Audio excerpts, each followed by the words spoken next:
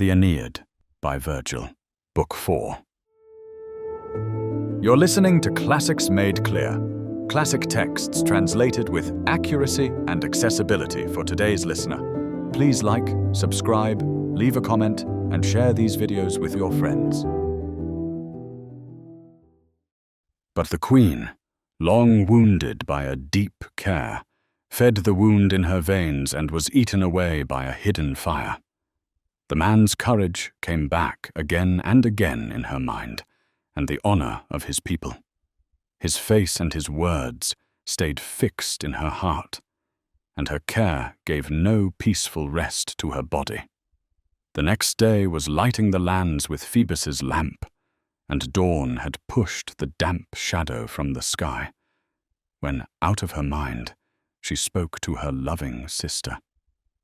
"Anna, my sister, what dreams frightened me and kept me restless? Who was this new guest who had come into our home?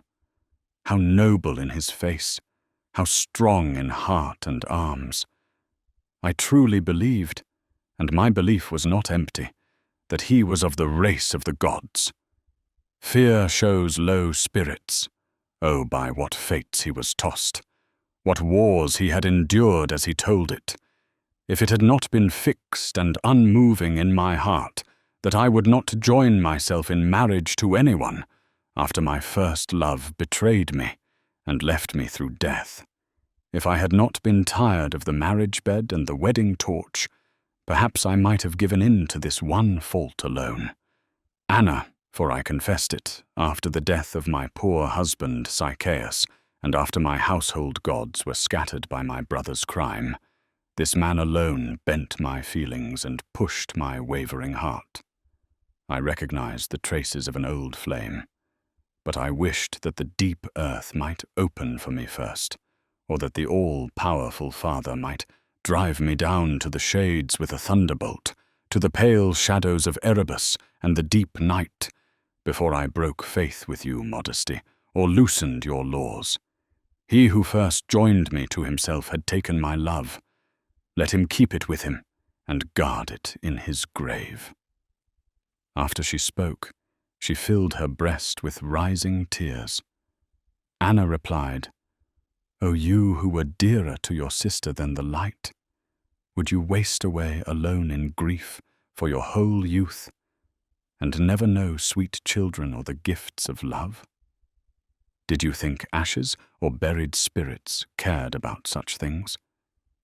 Let it be so. No husbands had once moved your sick heart, not in Libya, not before in Tyre. Iarbas had been rejected, and other leaders too, whom the land of Africa, rich in triumphs, supported. Would you also fight against a love that pleased you? Did it not come into your mind in whose lands you had settled? On this side lay the cities of the Gaetulians, a people unconquerable in war, and the wild Numidians surrounded you, and the inhospitable Syrtis. On that side was a region empty with thirst, and far and wide the raging Barcaeans. Why should I speak of wars rising from Tyre and your brother's threats? I believed, indeed, that with the gods as guides, and with Juno favorable, these Trojan ships had held their course here by the wind. What a city you would see, sister! What a kingdom would rise from such a marriage! With Trojan arms beside us, how great would Punic glory lift itself!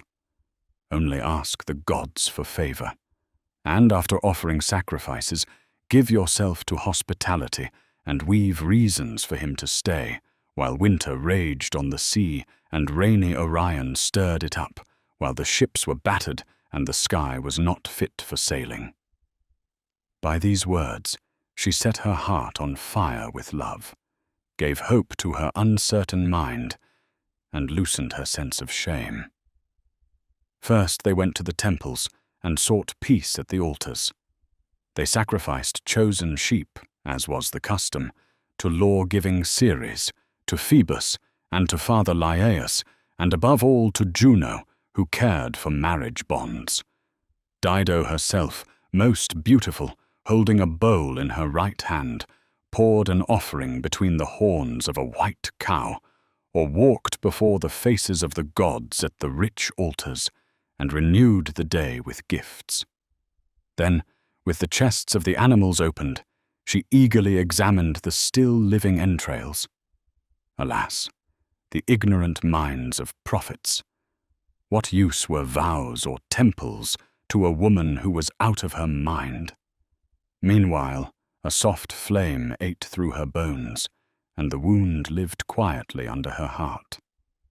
Unhappy Dido burned, and wandered through the whole city in madness, like a deer struck by an arrow, which a shepherd, chasing with weapons, had hit from far away in the Cretan woods, and left the flying iron in her without knowing it. She ran in flight through the forests and glades of Dicte. The deadly arrow stayed in her side. Now she led Aeneas with her through the middle of the city walls, and showed him the Sidonian wealth and the city she had built. She began to speak, and stopped in the middle of her words. Now, as the day faded, she sought the same feasts again, and in her madness asked to hear once more the sufferings of Troy, and hung again on the lips of the one telling the story. Later, when they had parted, and the dark moon pressed down its light in turn, and the falling stars persuaded sleep, she grieved alone in her empty house, and lay on the bed he left. Though he was absent, she heard and saw him, or held Ascanius in her lap, caught by the image of his father, if somehow she might deceive her unspeakable love. The towers that had been begun did not rise. The young men did not train in arms. They did not prepare harbors or defenses safe for war. The work hung unfinished, and the huge walls and structures, once rising equal to the sky, stood still. As soon as the dear wife of Jupiter realized that Dido was caught in such a sickness, and that her reputation did not stand in the way of her madness, the daughter of Saturn approaches Venus with these words: "So you and your boy are winning great praise and rich spoils. What a great and lasting name! If one woman is overcome by the trick of two gods, it does not escape me that you feared our walls and suspected the high houses of Carthage. But what will be the end, or where will this struggle lead now? Why not instead make an everlasting peace and a settled marriage? You have what you have been seeking with all your heart. Dido burns with love, and the madness has spread through her bones. So let us rule this people together under equal power. Let it be allowed for her to serve a Phrygian husband, and for you to hand over the Tyrians as a dowry into his control." Venus, since she understood that Juno spoke with hidden intent to turn the kingdom away from Italy toward the lands of Libya, answered her in return: "Who would be so foolish as to refuse such things, or choose to struggle in war with you, if only what you say is followed by good fortune? But I am carried along uncertain by the fates, whether Jupiter wishes there to be one city for the Tyrians and the Trojans who have come, or whether he approves that the peoples be mixed or joined in alliance. You are his wife.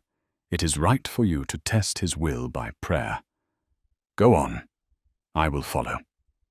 Then royal Juno replied, "That task will be mine.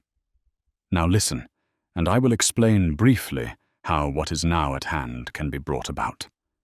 Aeneas and the very unfortunate Dido are preparing to go hunting together in the woods, when tomorrow's rising sun first lifts itself and reveals the world with its rays. While the riders scatter and surround the forest with nets, I will pour down a dark cloud mixed with hail from above, and stir up the whole sky with thunder. Their companions will scatter and be covered by a dark night. Dido and the Trojan leader will come to the same cave. I will be there, and, if your will is firm, I will join them in lasting union and make her his own. This will be their marriage." Venus did not oppose what she asked, but nodded and smiled at the trick that had been found. Meanwhile, dawn, rising, had left the ocean. With the sun now shining, the chosen young men went out from the gates. Wide nets, traps, and broad-headed hunting spears were carried, and the Massilian horsemen rushed out, along with a pack of scent-tracking dogs. The leaders of the Carthaginians waited at the threshold for the queen, who lingered in her chamber. A horse, marked with purple and gold, stood ready and fiercely bit at its foaming reins. At last she came out, surrounded by a great crowd, wearing a Sidonian cloak bordered with embroidered designs. She had a golden quiver. Her hair was tied up with gold, and a golden clasp fastened her purple garment. The Trojan companions also came, and joyful Iülus. Aeneas himself, more beautiful than all the rest, came forward among them and joined their ranks. Just like Apollo, when he leaves wintry Lycia and the streams of Xanthus and visits his mother's Delos and renews the dances, while Cretans and Dryopes and painted Agathyrsi shout around the altars. He walked along the ridges of Cynthus, pressing his flowing hair with soft leaves and binding it with gold. His arrows sounded on his shoulders. No less impressive did Aeneas go, and such great beauty shone from his noble face. After they had reached the high mountains and pathless woods, suddenly wild goats, thrown down from the top of a rock, ran along the ridges. From another side, herds of deer crossed the open plains in flight, gathering in dusty groups and leaving the mountains behind. But the boy Ascanius, in the middle of the valleys, rejoiced on his swift horse, and now passed one group in his run, now another. He wished that a foaming boar might be given among the quiet herds, or that a tawny lion might come down from the mountain. Meanwhile, the sky began to be stirred with a great noise. A cloud followed, mixed with hail. The Tyrian companions scattered in all directions, and the Trojan youth and the Dardanian grandson of Venus each sought shelter in fear across the fields. Rivers rushed down from the mountains. Dido and the Trojan leader came to the same cave. First the earth and Juno, who presides over marriage, gave the signal. Fires flashed, and the sky, aware of the union, bore witness, and nymphs howled on the mountain tops. That day was the first cause of her death and the first of her troubles, for she was no longer moved by appearance or reputation, and Dido no longer thought of her love as secret. She called it marriage, and under this name she hid her fault. At once rumor spread through the great cities of Libya, rumor than which no evil was faster. She thrived on movement, and gained strength as she went. Small at first in fear, but soon she lifted herself into the air, walked upon the ground, and hid her head among the clouds. Mother Earth, angered by the gods, had given birth to her last, as they say, a sister to Coeus and Enceladus, swift on her feet and with quick wings, a huge and terrible monster. As many feathers as she had on her body, so many watchful eyes she had beneath them. Wonderful to tell, so many tongues, so many mouths speaking, so many ears she raised. At night she flew in the middle of the sky and through the shadow of the earth, screeching, and she did not turn her eyes to sweet sleep. By day, she sat as a watcher on the highest roof or on tall towers, and terrified great cities, as faithful to falsehood and evil as she was a messenger of truth. Now she filled the peoples with many stories, delighting in it, and told both what had happened and what had not, that Aeneas had come, born of Trojan blood, and that beautiful Dido thought him worthy to join herself to him as a husband, that now, through the long winter, they lived together in luxury, forgetting their kingdoms and caught in shameful desire. This foul goddess spread these stories everywhere among men. At once she turned her course to King Iarbas and inflamed his mind with her words, piling up his anger. He, born of Hammon and a captured Garamantian nymph, had set up 100 great temples to Jupiter in his wide kingdom, and 100 altars, and had dedicated an ever-burning fire as the eternal guard of the gods. The ground was rich with the blood of sacrifices, and the thresholds were bright with many garlands. He, driven mad in spirit and stirred by bitter rumor, was said to have prayed many things to Jupiter with hands lifted up in supplication, standing among the altars in the presence of the gods. Almighty Jupiter, to whom the Moorish people then, reclining on embroidered couches, poured out offerings of wine. Did you see these things? Or, Father, when you hurled your lightning, did we tremble for nothing? Did blind fires in the clouds terrify our minds and mix empty rumblings? A woman, wandering in our lands, had built a small city for a price, to whom we gave a shore to be worked and laws for the place. She had rejected my marriage, and had welcomed Aeneas as lord into her kingdom. And now that Paris, with his half-manly companions, his chin bound with a Maeonian headband, and his hair dripping with perfume, held what he had stolen, while we, for our part, brought gifts to your temples and kept alive an empty reputation.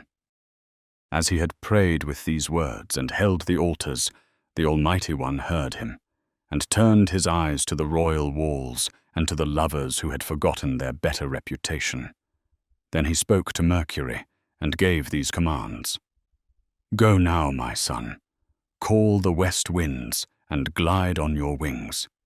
Speak to the Trojan leader, who then waited in Tyrian Carthage and did not look toward the cities given to him by fate, and carry my words swiftly through the air. His beautiful mother had not promised him to us for this, nor was she twice rescuing him from Greek weapons for this.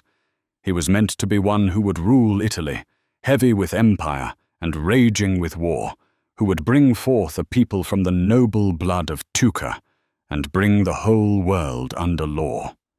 If the glory of such great things did not move him, and he himself did not work for his own honor, did he, as a father, envy Ascanius the Roman heights?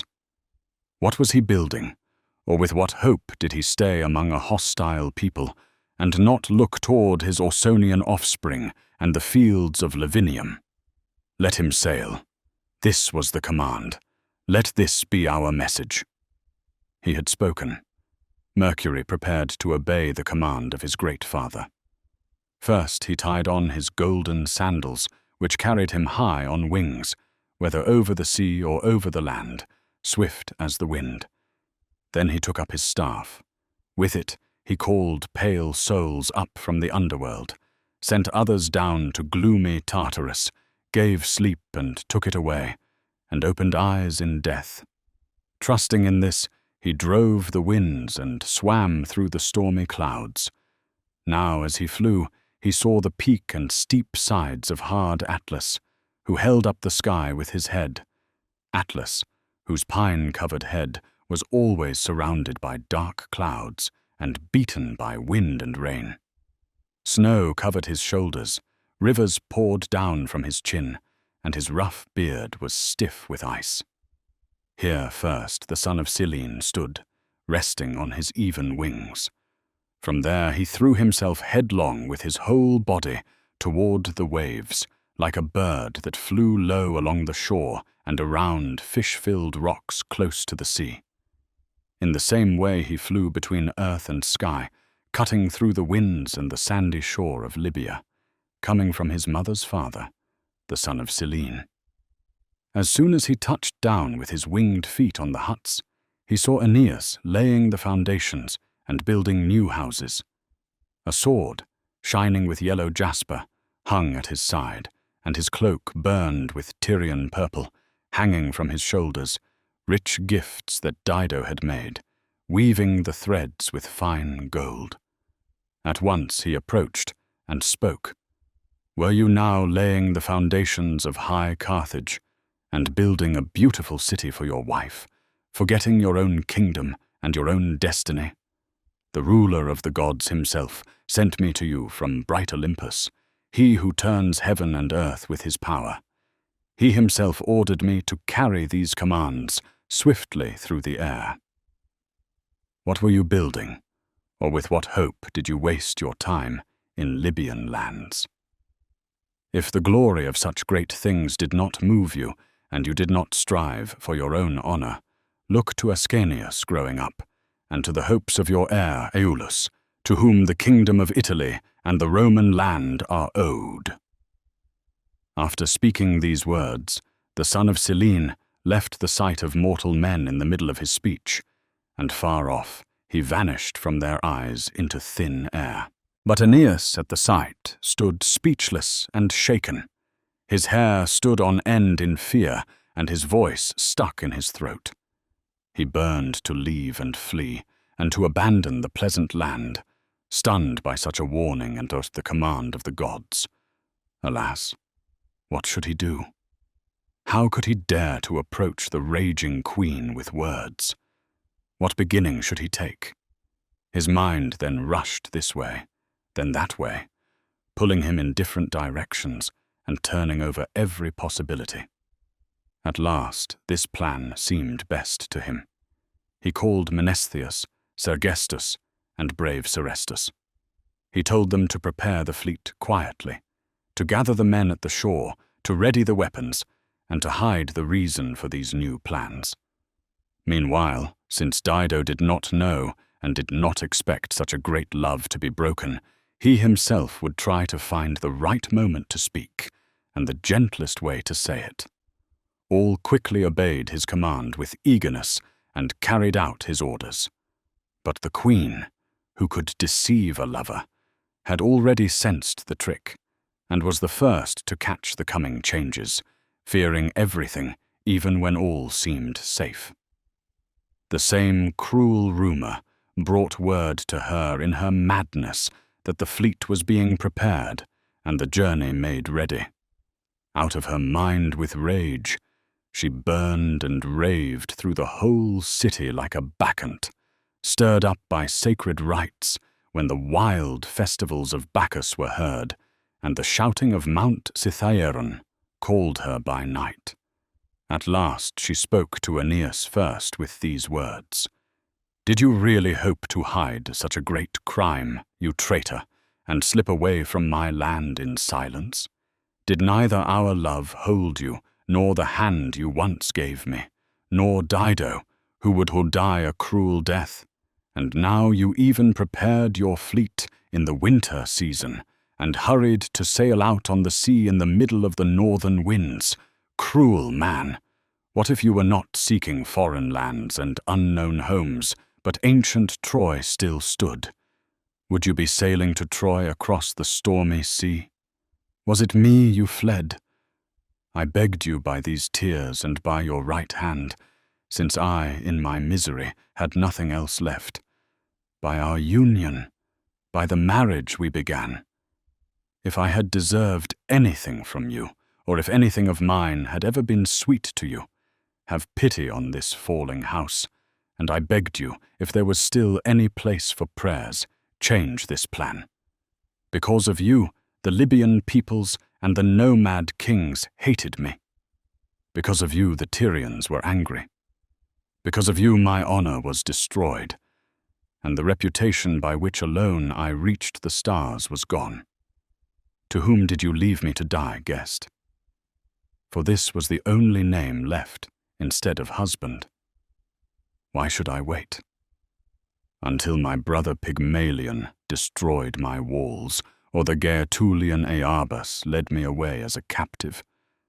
At least, if some child of yours had been born to me before your departure, if a little Aeneas played in my halls, who might still show your face, then I would not have seemed completely taken and abandoned.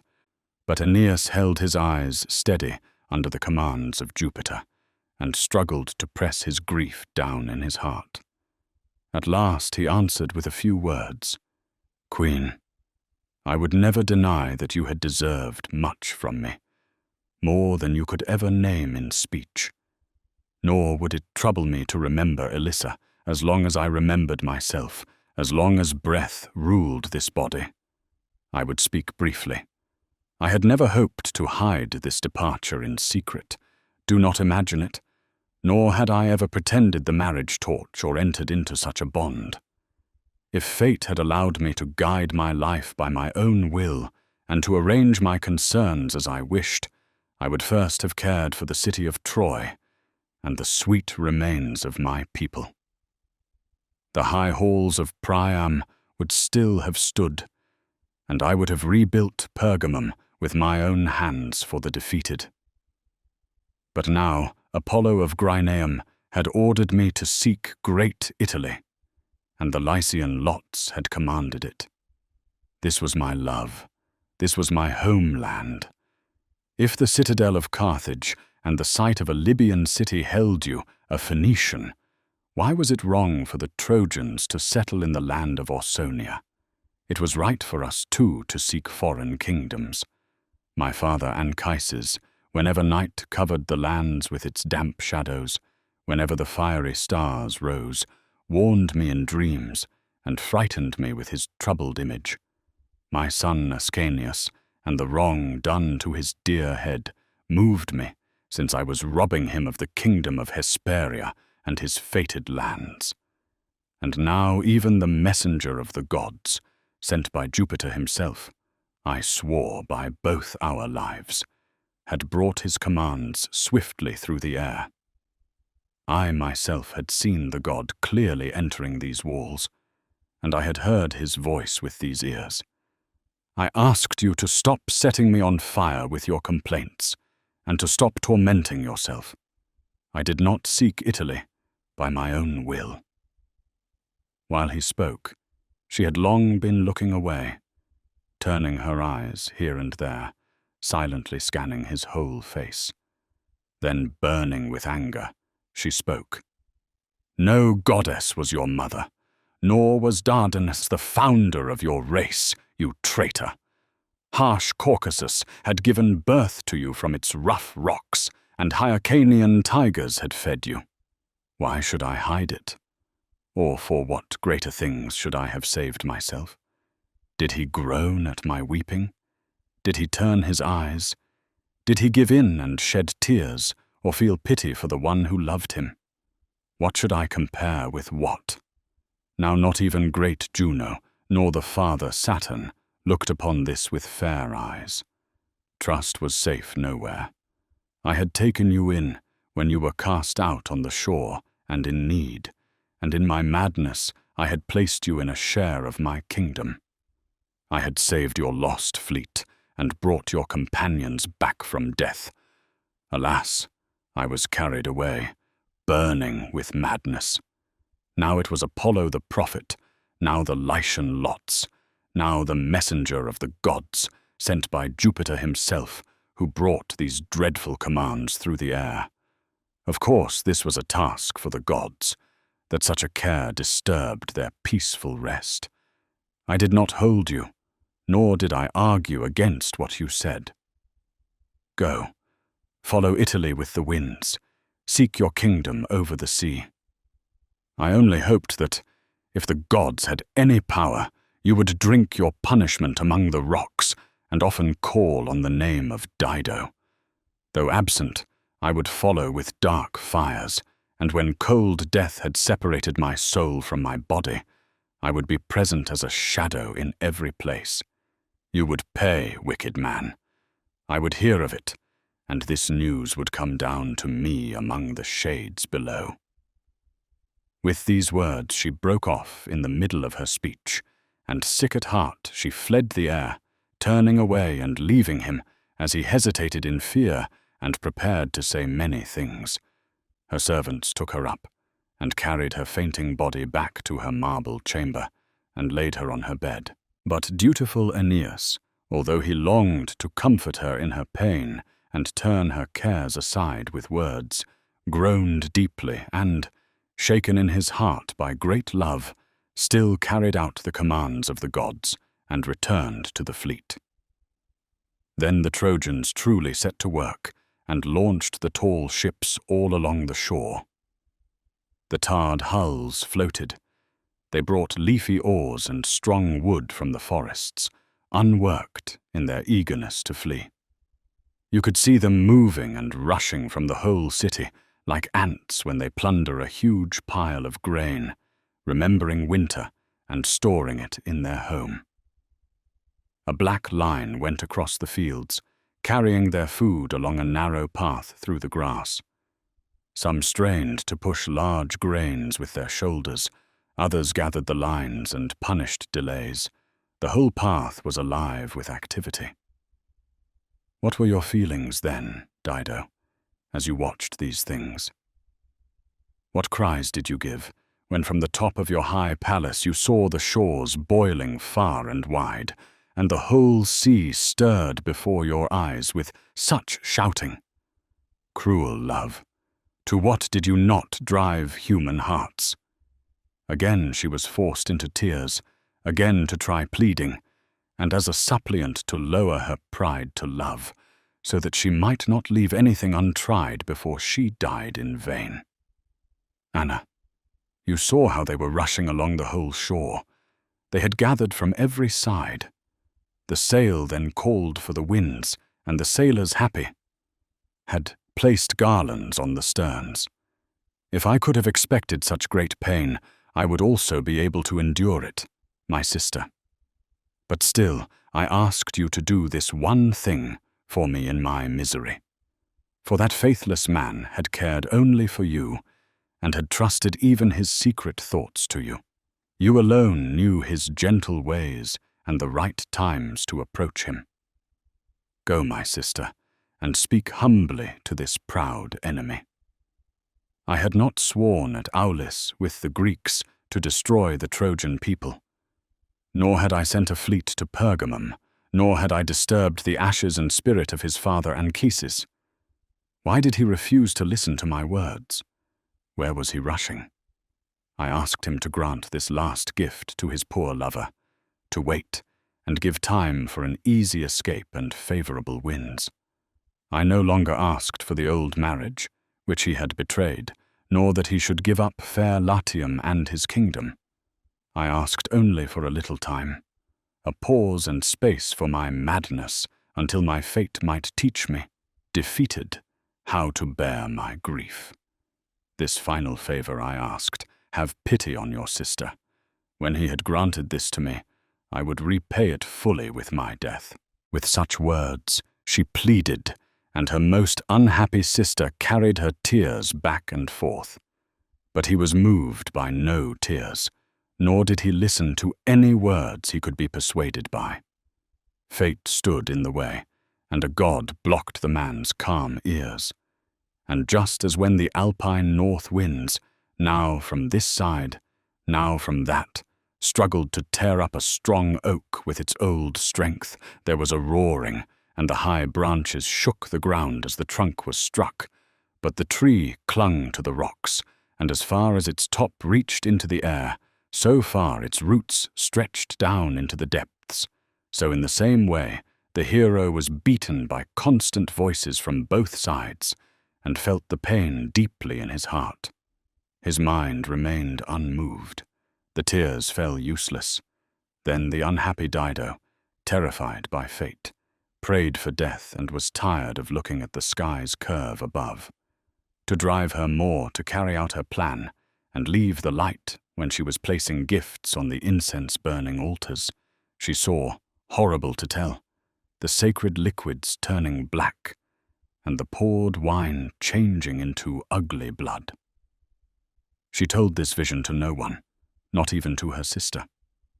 Besides this, there was in her house a marble shrine of her former husband, which she honored with great devotion, wrapped in snowy wool and sacred leaves.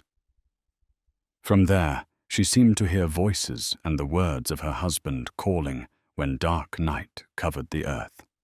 And alone on the rooftops, the owl often complained with a funeral song and stretched out long cries of sorrow. Many other warnings spoken by earlier prophets also frightened her with their terrible message. The wild Aeneas himself drove her mad in dreams, and she always seemed to be left alone, always to be walking a long road without a companion, searching for her people in an empty land. Like Pentheus, driven mad, who saw the bands of the Furies and thought he saw 2 suns and 2 Thebes, or like Orestes, son of Agamemnon, driven across the stage, who fled his mother armed with torches and black snakes, while the avenging Furies sat at the doorway. So when, overcome by grief, she had taken in madness and decided to die, she considered with herself the time and the way, and approaching her sorrowful sister with these words, hid her plan in her face and showed hope in her expression. "I had found a way, my sister. Rejoice for me, which would either bring him back to me or free me from my love for him. Near the end of the ocean, where the sun sets, there was the farthest land of the Ethiopians, where mighty Atlas turned the sky on his shoulder, set with burning stars. From there, a priestess of the Massilian people had been shown to me, a guardian of the temple of the Hesperides, who fed the dragon and watched over the sacred branches on the tree, sprinkling moist honey and sleep-bringing poppy. She promised with her spells to free whatever minds she wished, but to send harsh troubles into others, to stop rivers in their flow and turn the stars backward. She called up the spirits of the dead at night. You would see the earth roar beneath your feet and trees come down from the mountains. I called the gods to witness, dear sister, and you and your own dear life, that I took up these magic arts unwillingly. You were to build a secret funeral pile in the inner part of the house, open to the air, and place on it the man's weapons, which that wicked man left in my room, and all his clothing, and the marriage bed on which I was ruined. It pleased me to destroy all the reminders of that hateful man, and the priestess instructed me to do this." After saying this, she fell silent, and at the same time paleness took over her face. But Anna did not believe that her sister was hiding death under these strange rites, nor did she imagine such great madness in her mind, or fear anything worse than what had happened at the death of Sychaeus. So she prepared what she had been told. Meanwhile, the queen, with the funeral pile built in the inner part of the house, raised high with pine wood and cut oak, decorated the place with garlands, and crowned it with funeral leaves. On top, she placed his clothes, and the sword he had left, and his image on the bed, not unaware of what was coming. Altars stood around, and the priestess, with her hair let down, called aloud 300 gods, and Erebus and Chaos, and 3-formed Hecate, and the 3 faces of the Virgin Diana. She had also sprinkled water, made to seem like that from the spring of Avernus, and herbs cut with bronze sickles under the moon were gathered, full of black poison and milk. Also sought was the foam taken from the forehead of a newborn horse, stolen from its mother. Dido herself, with sacred grain in her hands, stood by the altars, having loosened 1 foot from its sandal, her robe gathered up. As she was about to die, she called the gods to witness, and the stars that knew her fate. Then she prayed, if there was any god who cared for lovers not joined in equal faith, and who remembered justice. It was night, and over the lands tired bodies were taking in peaceful sleep. The forests were quiet, and the wild seas were still, as the stars moved through the middle of their course, and every field was silent, and the cattle and painted birds, and all creatures that lived in the wide shining lakes or in rough fields among bushes, lay under the quiet night, easing their cares and letting their hearts forget their labors. But the unhappy Phoenician queen could not rest in her mind, nor did she ever fall into sleep or take in the night with her eyes or her heart.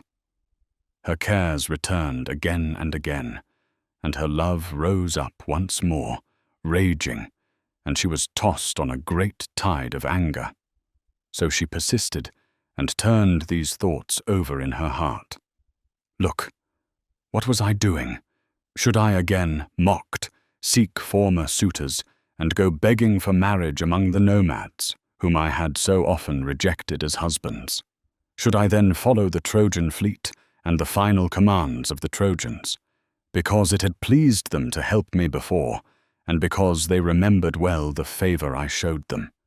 But who would let me, even if I wished, or welcome me, hated as I was, onto their proud ships? Did you not know, lost woman? Did you not yet understand the treachery of the Laomedon line? What then? Should I go alone, following the rejoicing sailors in flight? Or should I gather the Tyrians and all my people and lead them out again to the sea, those whom I could barely pull away from the city of Sidon, and order them to set sail once more? No, die, as you deserved, and drive away your pain with the sword. You, my sister, overcome by my tears, you first weighed me down with these evils and exposed me to my enemy. I had not been allowed to live a life free from marriage and without blame, like a wild creature, and not be touched by such cares. I had not kept faith with the ashes of Sychaeus that I had promised. With such cries she tore at her heart. Aeneas, on the high stern, now certain to leave, was taking sleep, with everything prepared as it should be. In his dreams, the form of the god appeared to him again with the same face, and seemed once more to warn him, just like Mercury in every way, in voice and color, with golden hair and youthful beauty. Son of a goddess, could you sleep in such a situation, and not see the dangers that stood around you? Foolish man, did you not hear the favorable winds blowing? She was turning over treachery and terrible crime in her heart, determined to die, and was tossed by a shifting storm of anger. Would you not flee at once while you still could? Soon you would see the sea disturbed with ships, and cruel fires shining, and the shores blazing with flames, if dawn found you still staying in this land. Come now, break off delay. A woman was always a changeable and shifting thing. After saying this, he vanished into the dark night. Then Aeneas, terrified by the sudden vision, snatched himself from sleep and urged on his men. Up quickly, men! Wake up and take your seats at the oars. Hurry, set the sails free.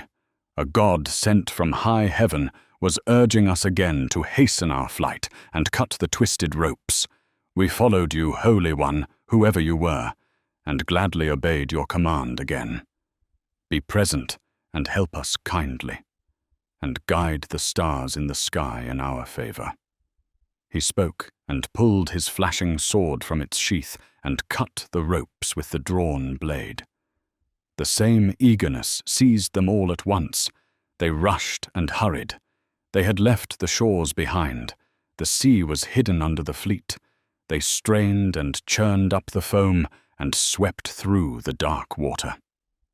And now dawn, leaving the golden bed of Tithonus, was scattering her first light over the lands.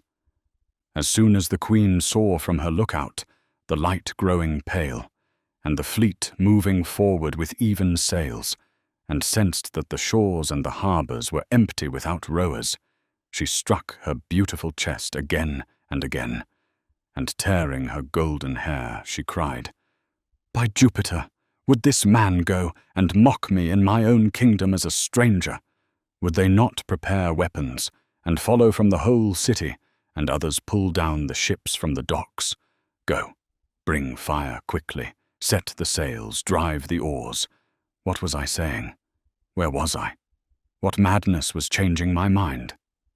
Unhappy Dido, now your wicked actions struck you. Then was the time when you gave him your power. See, his right hand and his loyalty.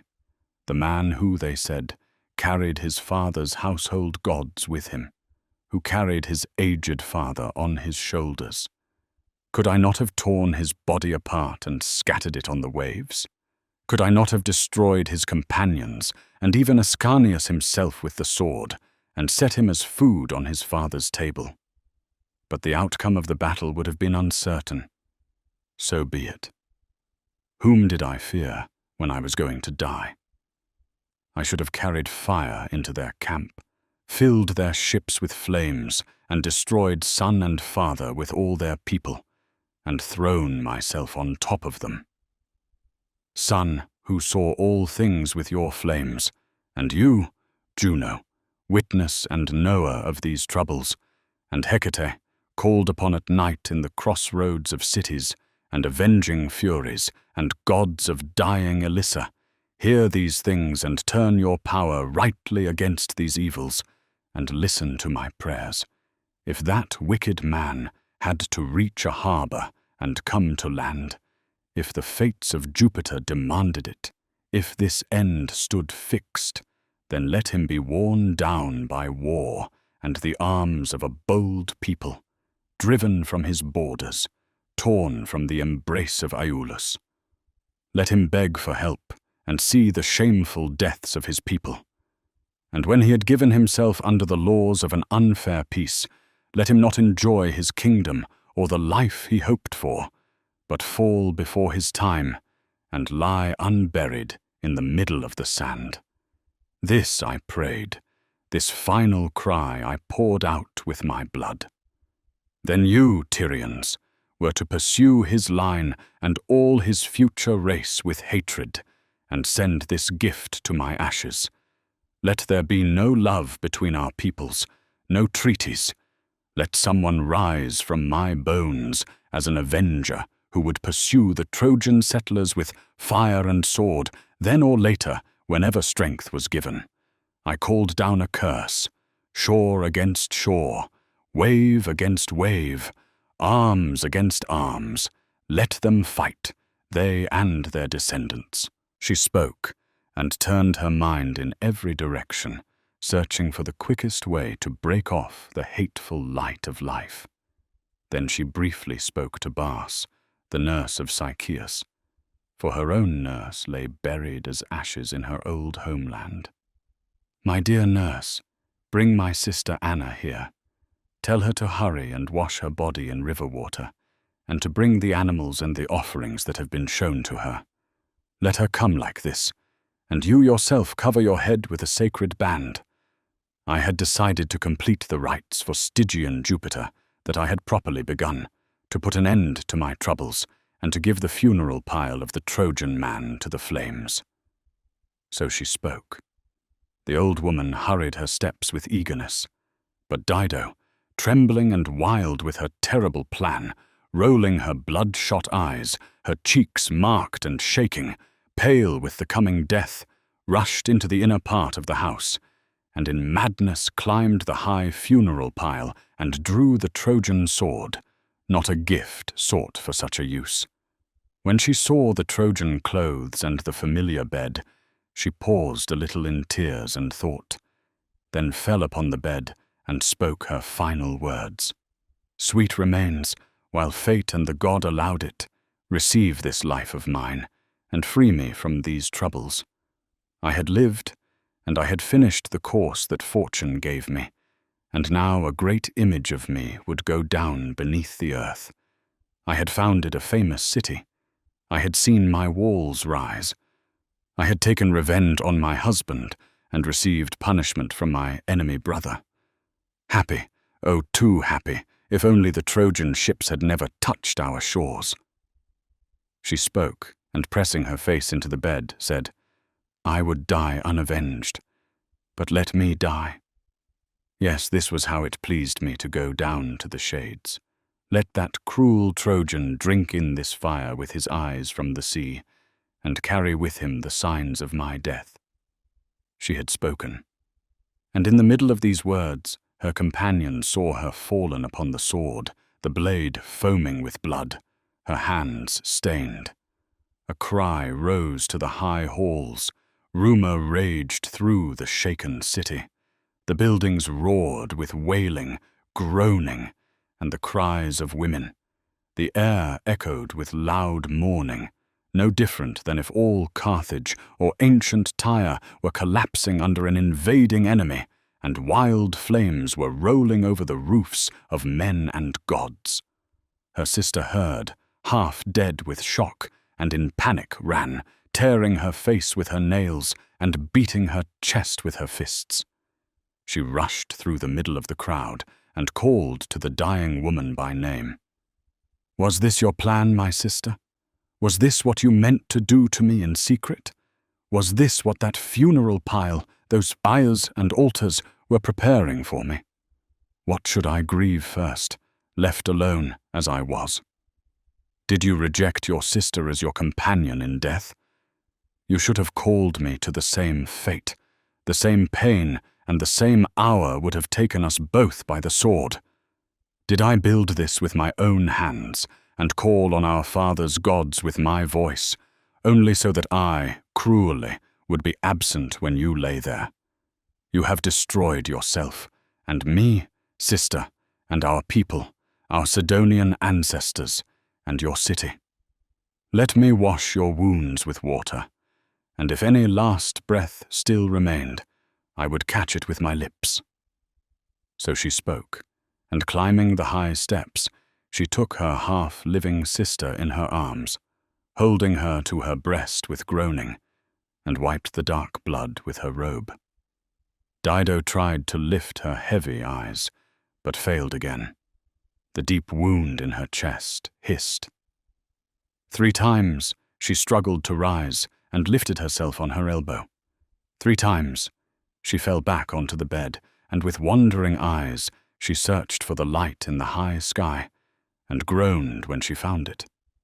Then all-powerful Juno, pitying her long suffering and difficult death, sent Iris down from Olympus to release her struggling soul and loosen her bound limbs. For she was dying not by fate or a deserved death, but miserable, before her time, and suddenly driven by madness. Proserpina had not yet cut the golden lock from her head or given her over to the Stygian underworld. So Iris, with her saffron wings wet with dew, drawing 1,000 shifting colors in the sunlight, flew down and stood over her head. "I carried this lock as an offering to Dis, as I had been ordered, and I released you from this body." So she spoke, and with her right hand cut the lock.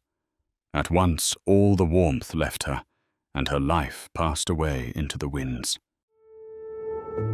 You're listening to Classics Made Clear, classic texts translated with accuracy and accessibility for today's listener.